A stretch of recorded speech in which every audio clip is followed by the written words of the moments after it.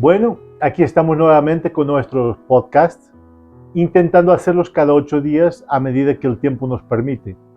Bienvenidos y gracias a todos los miembros del canal por vernos y escucharnos a través de este medio. Gracias, mi amor.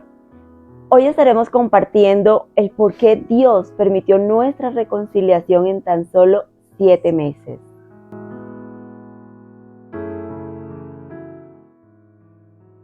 Y bueno, como siempre, nuestro testimonio no es solo físico, sino también espiritual, por lo tanto, respaldado en la palabra. Amén. Por lo que hoy vivimos en el mundo no es sorpresa para Dios. Muchos de nuestros antepasados bíblicos también pasaron lo que nosotros pasamos hoy.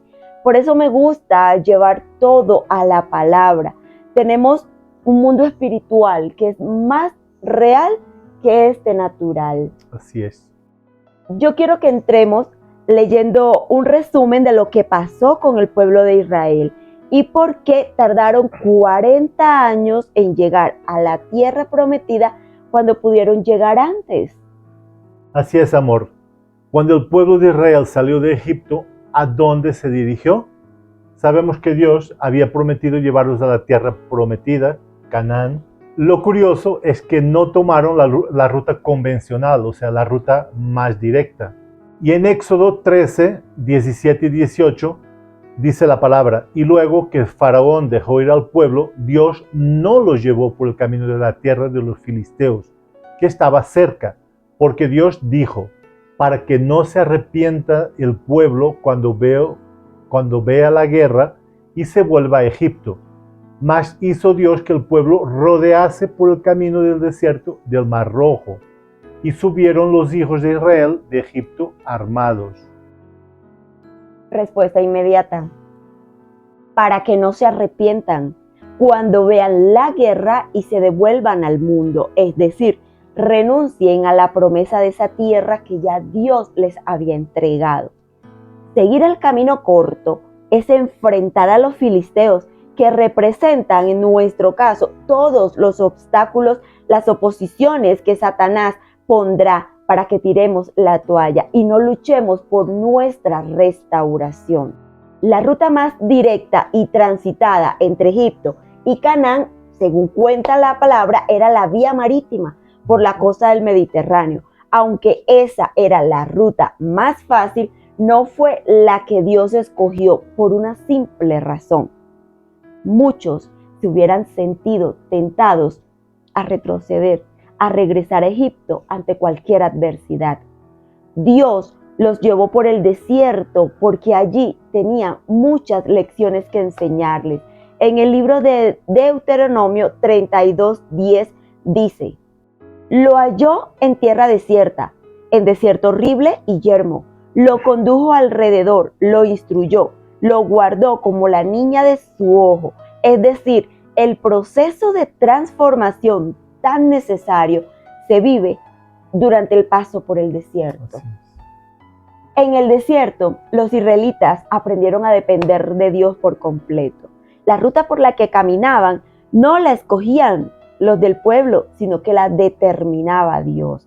Él los cuidaba de día con una columna de nube para guiarlos por el camino y de noche en una columna de fuego para alumbrarles, a fin de que anduviesen de día y de noche protegidos.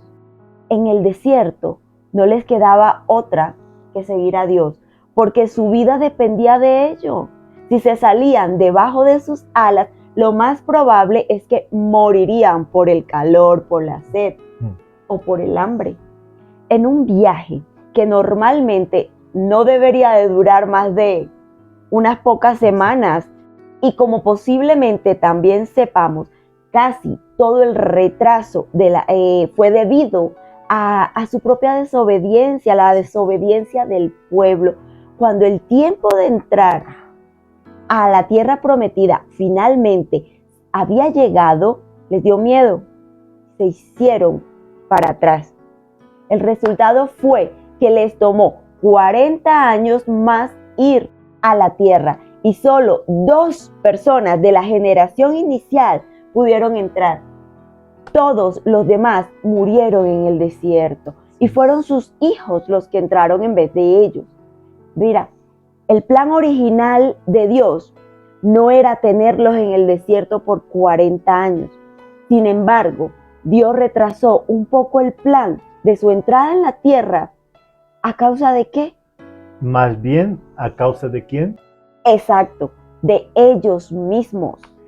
Es que el camino más corto no siempre es el mejor para algunas personas. Exacto. Y el propósito es nunca acortar las promesas. Las promesas vendrán porque Dios ha hablado, pero sin peligro de tener miedo y echarnos hacia atrás o de ser tentados y hacer lo mismo que hizo el pueblo. Mira, el camino de tu vida puede que no sea exactamente como lo has planeado, pero puedo decirte que aunque hayan pasado cosas difíciles, seas consciente o no, seas responsable o no, Dios lo permite, respetando tu libre albedrío, pero también lo usa para mostrarte qué es lo mejor para ti, cuál es su plan de restauración. Así que levántate, camina esa senda, vive en obediencia, confía y Dios guiará tu vida, no hacia la frustración, sino aquello por lo cual tú esperas. En nuestro caso fue un tiempo corto, mas no quiere decir que no fue duro y doloroso. Yo pasé por momentos de mucha confusión, lucha interna, incluso algunas veces me sentía enfermo y de hecho me estaba enfermando físicamente. Había momentos en que quería estar bien, pero esos momentos duraban muy poco, pues luego enseguida sentía que realmente ya no quería estar allí. Le pedí a Dios que me mostrara el camino que debía seguir, qué decisión debía tomar, y si no, pues sería preferible que simplemente Él me llevara. Mi mejor oración a Dios era el desespero que yo sentía por todo lo que yo estaba viviendo. Hasta que de un momento a otro, así, empecé a ver las cosas de una forma diferente, a ver a la luz al final del túnel, como solemos decir, como si literalmente me hubieran caído las vendas de los ojos. Sé que las oraciones de mi esposa me llegaron al alma y eso hizo inclinar y quebrantar mi corazón que estaba endurecido. Yo no entendía eso hasta después, más tarde, hablándolo, analizándolo con mi esposa. Esa lucha en mí se debía a su oración y su intercesión, pero su oración llena de amor puro, limpio, sin egoísmo, sin orgullo, sin resentimiento, sin reproche.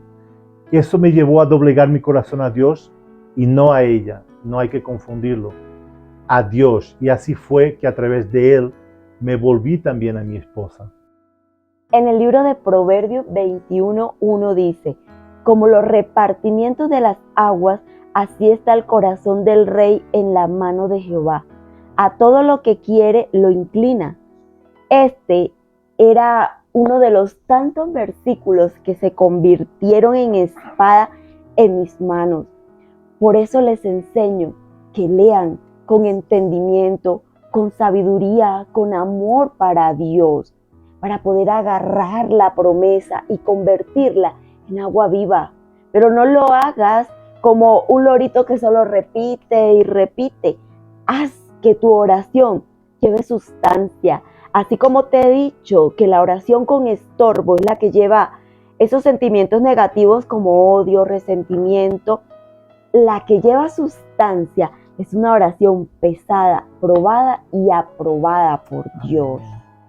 Recuerda que el tiempo es de Dios. Él sabe todo lo que le toca lidiar con nuestro carácter, nuestras ataduras, nuestras prioridades, enseñarnos a ordenarlas, nuestro orgullo, las cosas que realmente tenemos que cambiar, soltar o aprender, es decir, nuestra restauración personal. Exacto, y es que el cónyuge pródigo también tiene que vivir un proceso. Él también debe ser pasado por el desierto. Incluso la mujer extraña también debe vivir su proceso. Y es aquí donde vuelvo a explicar el por qué es de mayor bendición para ti y para ella soltarla en las manos de Dios. Que tú estar orando Dios bendícela, Dios ten misericordia de ella, como si Dios no la conociera, como si Dios fuera tan cruel que necesitara que nosotros le recordáramos misericordia. También ella es su creación y solo Él sabe si ella se arrepentirá o no, si necesita regazo o una palmadita. Es decir, tocar fondo como todo pecador para poder reconocer su error. Todos los luchadores queremos que pase el proceso. De hecho, que ni siquiera tuviéramos que vivir eso tan doloroso. Pero es que Dios nos llama con lazos de amor y no atendemos, porque así es que Dios quiere evitarnos pasar por esos desiertos tan áridos. Al abusar de nuestro libre albedrío, al vivir a nuestra manera sin un norte, al abrir puertas al enemigo, Dios debe permitirnos sufrir las consecuencias para que de esa manera podamos llegar a Él con arrepentimiento genuino. No es que Él nos pone esta situación, la buscamos nosotros.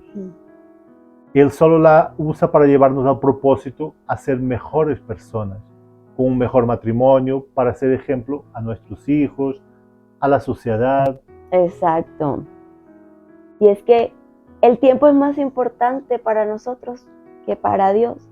Dios ve el resultado, pero nosotros en nuestra desesperación vemos el camino largo y nos desesperamos. Es como cuando vas a subir la escalera, te desesperas porque vas por el primer peldaño y no alcanzas a ver ese último, te desesperas. Y mira, yo quiero aclarar algo. El hecho que mi esposo sea cristiano no quiere decir que por eso Dios obró más rápido en él, porque conozco muchos testimonios donde grandes hombres de Dios han caído en pecado y han tardado aún más tiempo. Otros casos donde hombres incrédulos,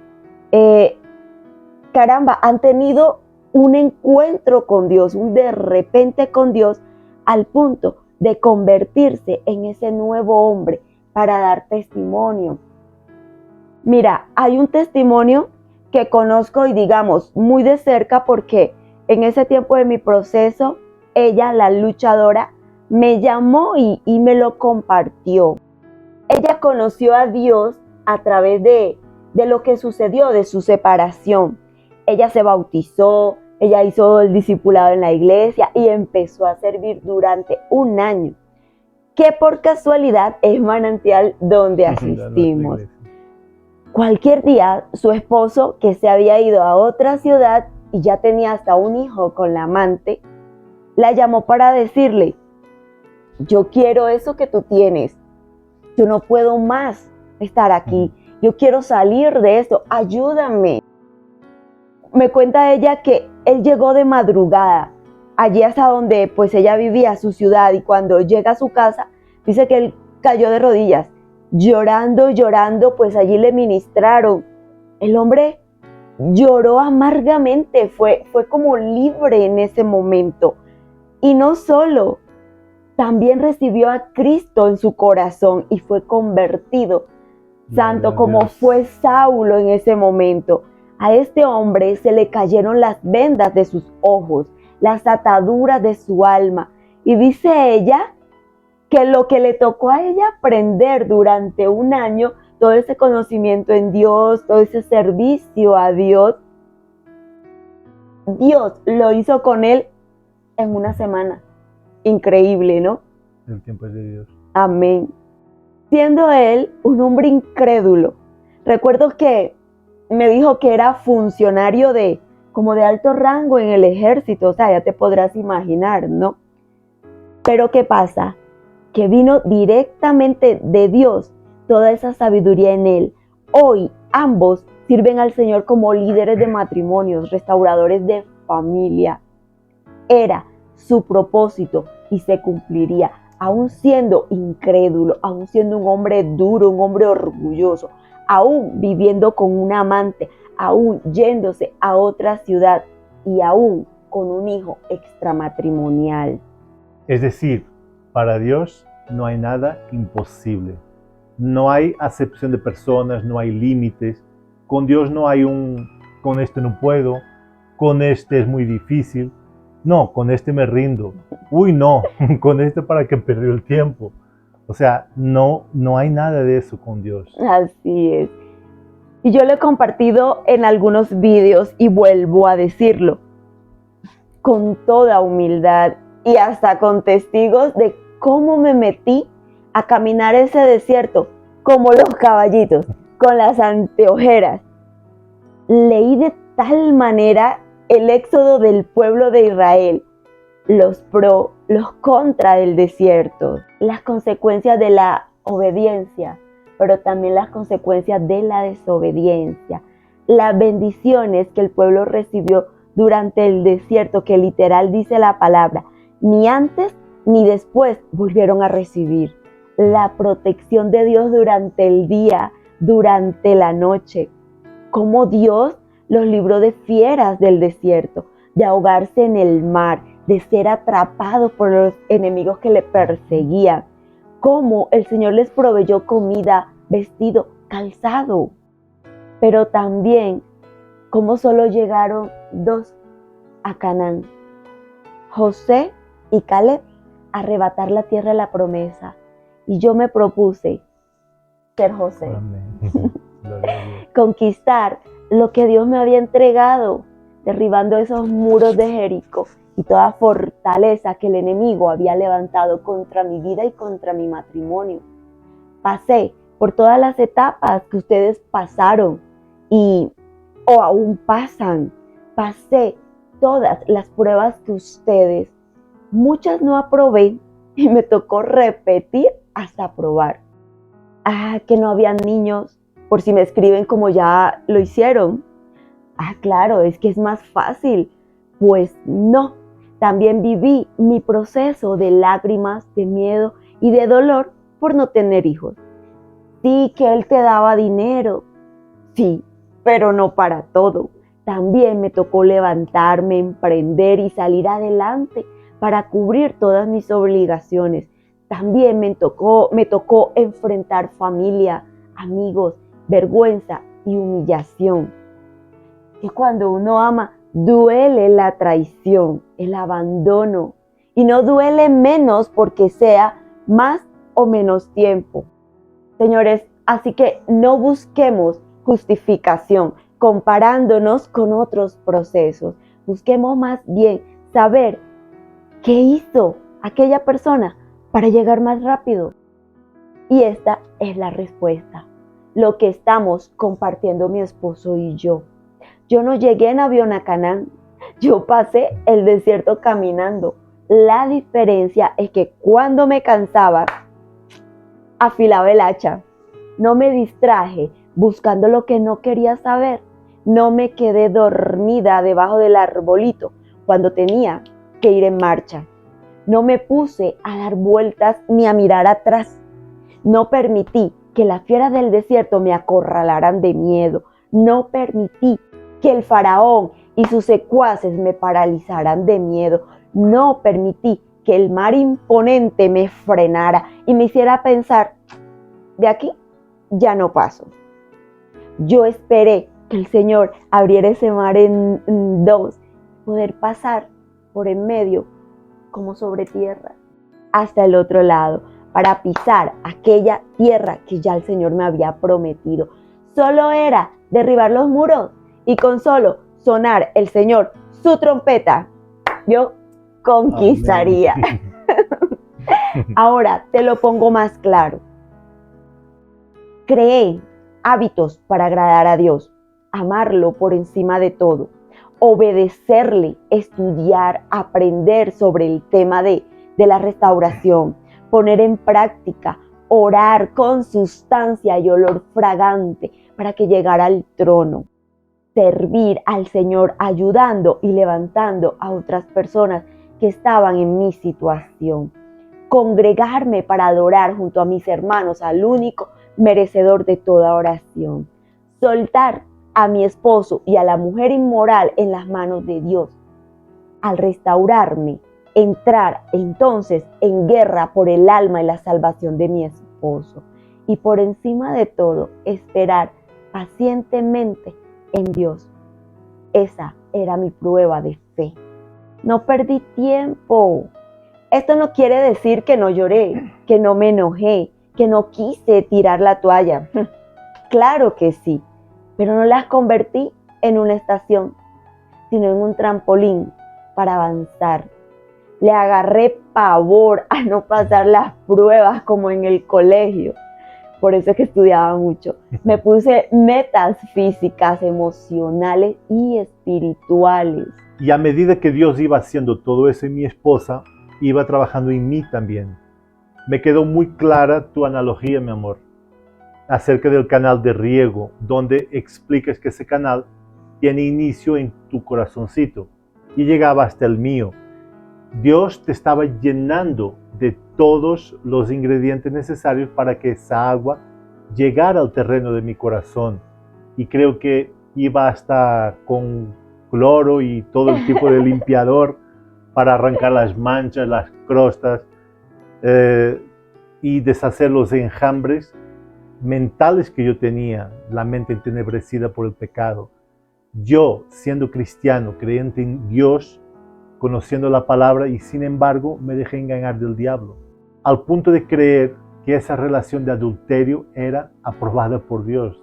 Porque aunque parezca increíble, sí, se nos entenebrece el entendimiento. Y a lo bueno decimos malo, y a lo malo decimos bueno. Pero ahora todo tiene sentido, mi amor. Mira, en un principio tú estabas llena de dolor, enojo, decepción, y lo que transmitías espiritualmente en mí no me sacaba de mi error. Al contrario, me incentivaba a hacerte más daño inconscientemente, a ser indiferente a tu dolor, a discutir, a querer alejarme. Cuando Dios empezó a procesarme y empezó a usar ese canal para limpiarme, empezó mi batalla hasta tocar fondo, a no tener paz, no tener felicidad y querer huir de ese lugar donde estaba, a no deleitarme ya en el lodo, en el fango. Y es que sí, mi guerra interna empezó desde que salí de casa y coincide con que desde ese momento entraste tú en guerra por tu restauración. Exacto. Y a partir de allí ya no te deje disfrutar más del pecado. Y la gloria para Dios, que fue quien te sacó de ese pozo. Gloria a Dios. Yo quiero aprovechar también para aclarar algo que leí en un comentario, pero quiero que sea mi esposo quien lo explique. Y es el por qué sucede esto que a continuación mencionaré. Alguien me escribió que yo no dejaba hablar a mi esposo, que se necesitaba escucharlo más a él, y efectivamente yo entiendo eso, porque desde mi proceso, y parece que hasta hoy, pues aún hay muy pocos testimonios de expródigos, pues en las redes o en canales exclusivamente dirigidos por expródigos.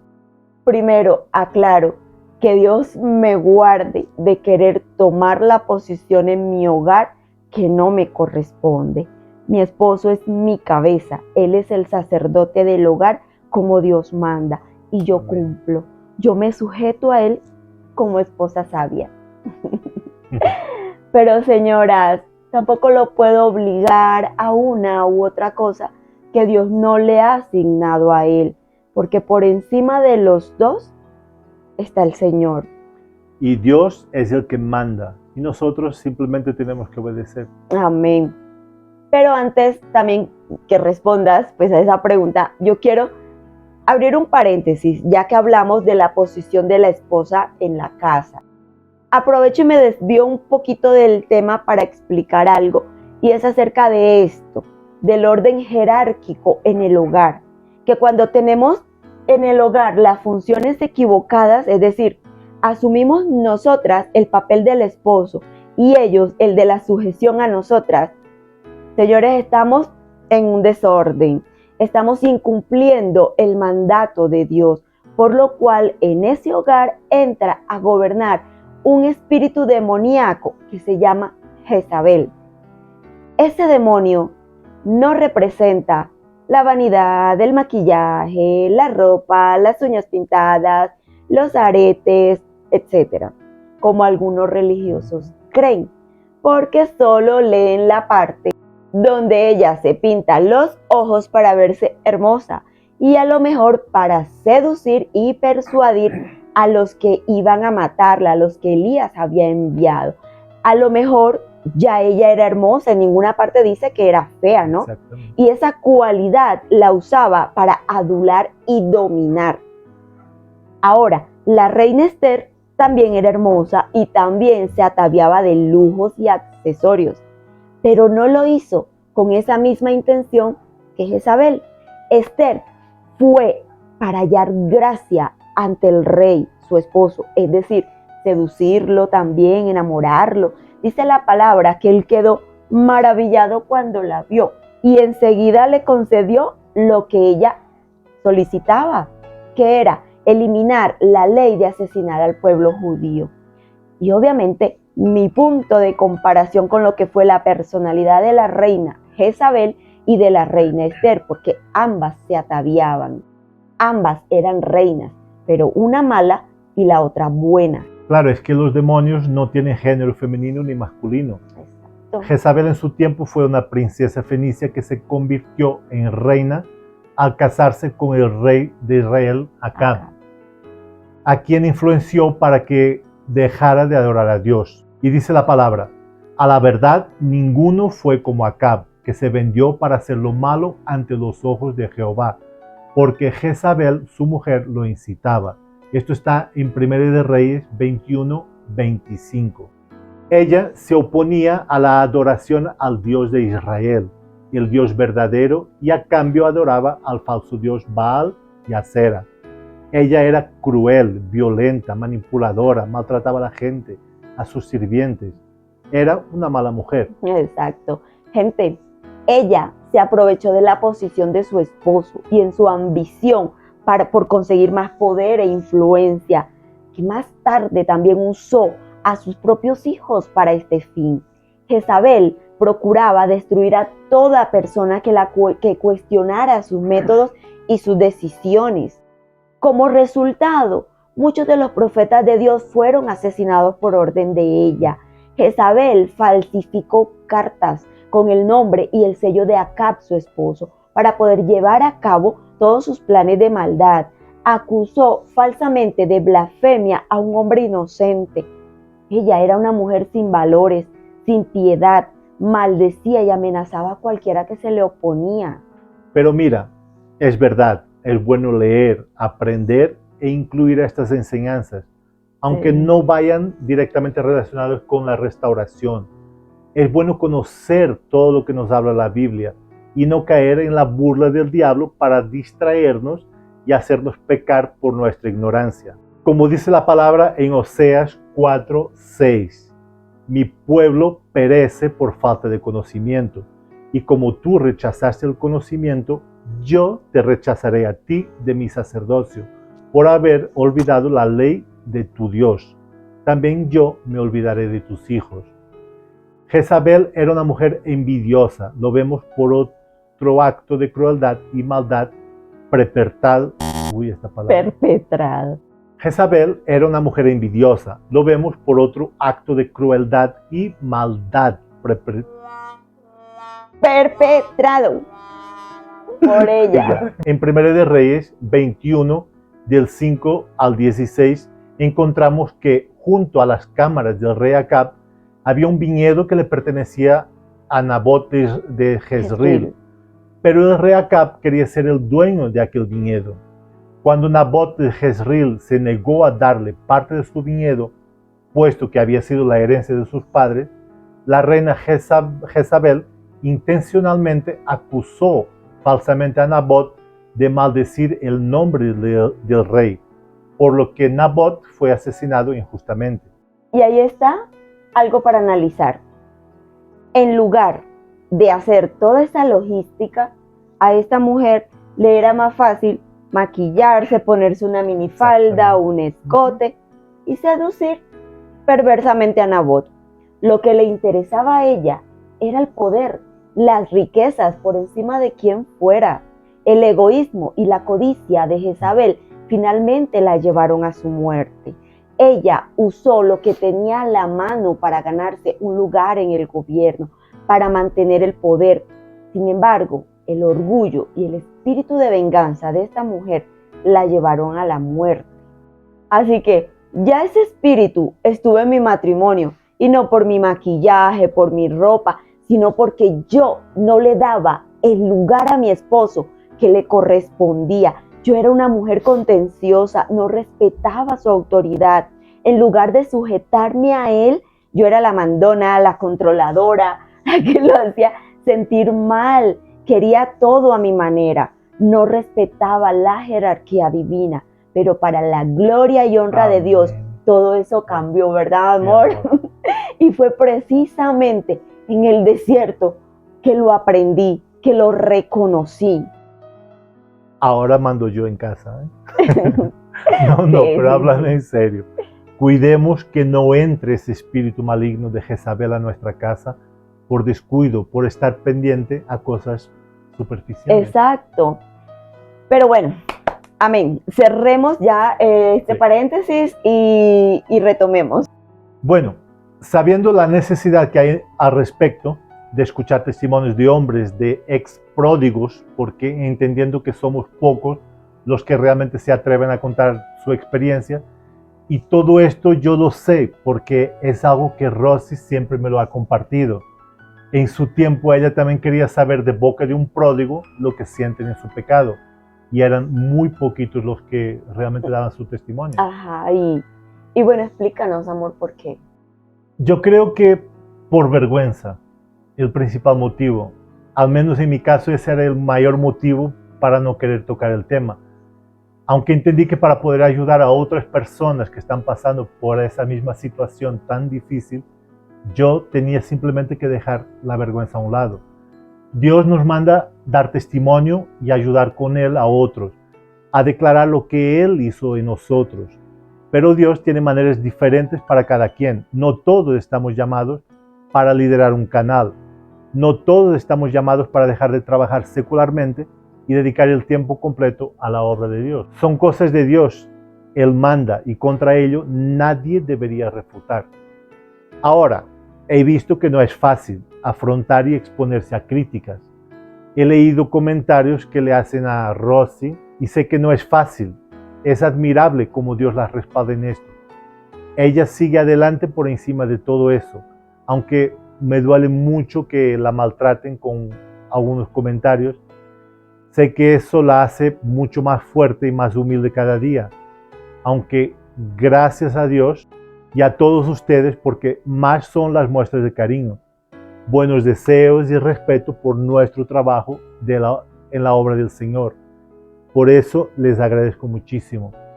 La verdad les digo que en mi caso yo no sé si podría aguantar eso. Y no es por miedo, es más por paciencia, creo yo. Además de lo que les he dicho, tengo que trabajar. Pero bueno, igual aquí seguimos, obedeciendo a Dios y disponiendo nuestro corazón para que sea Él acomodando todo, dándonos la fortaleza para continuar en esta lucha hasta ver muchos o todos los matrimonios de este canal restaurados. Yo quiero decirte que no desistas, no te desesperes contando los días, las horas, mirando el tiempo, comparando procesos. Enfócate en el tuyo, en evaluarlo, en saber qué te falta, qué te sobra para poder aligerar tus pasos, no los de tu cónyuge, que llegará en su tiempo correspondiente. Amén. Pero tampoco jurar a Dios. Él es quien sabe lo que hace. Así es, mi amor. Confía. Dios trabaja en el pródigo, aunque tú ahora mismo no lo veas. Nosotros en esos momentos no nos interesa mostrar lo que Dios está haciendo, porque resulta que ni siquiera nos damos cuenta. Y si lo hacemos, no entendemos. Deja que el proceso fluya al tiempo de Dios. Tú haz lo que te corresponde. creer y obedecer. Dios hará lo que es de Dios. Amén. Abrazos. Les amamos. Dios les bendiga.